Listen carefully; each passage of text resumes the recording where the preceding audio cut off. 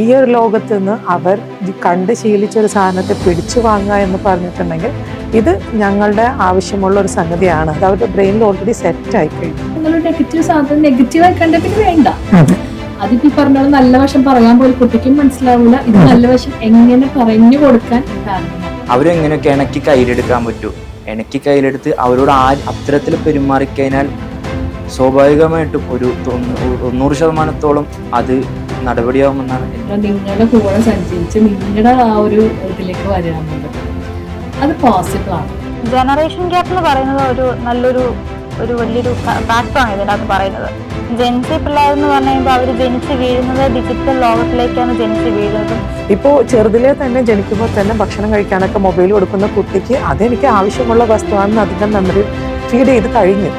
അത് കഴിഞ്ഞിട്ട് നീ പോയി കളിക്കരാന്ന് പറഞ്ഞാൽ നടക്കില്ല. പൊതുവിടങ്ങളിലേക്ക് ഇറങ്ങി ആളുകളുമായിട്ട് ഇടപെട്ടാൽ നമുക്ക് എങ്ങനെ ഒരു മനുഷ്യനിലേക്ക് പെരുമാറണം എന്ന് നമുക്ക് മനസ്സിലാവുള്ളൂ. നമ്മുടെ പേരൻസ് അതനുസരിച്ച് ടൈമും കാര്യങ്ങളും കുട്ടികൾ ഇന്ററാക്റ്റീവ് ആക്കാൻ വേണ്ടിയിട്ട് വാല്യുബിൾ ഫാമിലി ടൈം വാല്യുബിൾ ആയിട്ട് നമ്മൾ ടൈം യൂസ് ചെയ്യണം. എൻ്റെ അമ്മയ്ക്ക് എൻ്റെ അച്ഛന് എന്നെക്കാളും ഇഷ്ടം ദാ കാണുന്ന കുട്ടിയാണ്, അതുപോലെ ആയാൽ എന്നെയും ഇഷ്ടപ്പെടും. അപ്പൊ ഏത് രൂപത്തിലാണ് അത് നെഗറ്റീവ് ആണോ പോസിറ്റീവ് ആണോ എന്നൊന്നും കുട്ടിക്ക് അറിയില്ല. സമയം കണ്ടെത്തുന്ന പേരൻസും ഉണ്ട്, പക്ഷെ അതേസമയം സമയം കണ്ടെത്താൻ ബുദ്ധിമുട്ടുള്ള പേരൻസും ഉണ്ട്.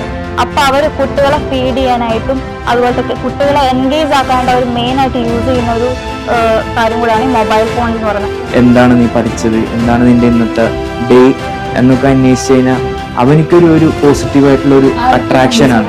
അന്വേഷിക്കാനുണ്ട്, കൂടെയുണ്ട് എന്നൊക്കെ അന്വേഷിക്കുമ്പോൾ ഒരു ബോണ്ടിങ് അവിടെ തന്നെയാണ്. എത്ര പറഞ്ഞാലും ഉറങ്ങില്ല ടീച്ചർ.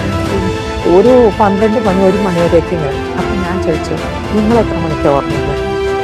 അത് ഞാൻ 1 മണിയൊക്കെയോ. അപ്പം പിന്നെ കുട്ടിയോട്